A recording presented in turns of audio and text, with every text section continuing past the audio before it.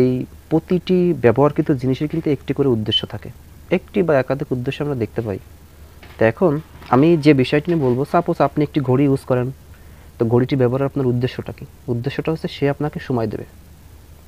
এখন আপনি বাসায় ফ্যান ইউজ করেন, ওটার উদ্দেশ্য কি? ওটার উদ্দেশ্য হচ্ছে আপনি ফ্যান আপনাকে বাতাস দেবে এবং আপনি গরমকে কি করবেন, ওইটা ঠান্ডা হয়ে যাবে, গরমকে ঠান্ডা হবে এবং আপনি ভালো ফিল বা ভালো অনুভব করবেন। এটা হচ্ছে ফ্যানের কাজ।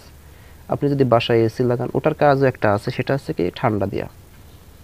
এখন আপনি যদি একটি গাড়ি কিনেন বা ক্রয় করেন, সেটার কাজ হচ্ছে কি আপনাকে হচ্ছে এক জায়গা থেকে অন্য জায়গা ভালোভাবে কি করবে, নিয়ে যাবে গাড়িটি।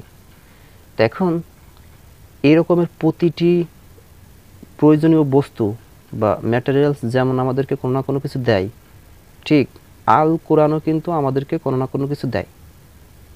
এখন এই যে যে আল কোরআন আমাদেরকে কোনো না কোনো কিছু দেয়, এই জিনিসটার প্রথমত এই ব্যাপারটা জানাটাই হচ্ছে কি আকীদা।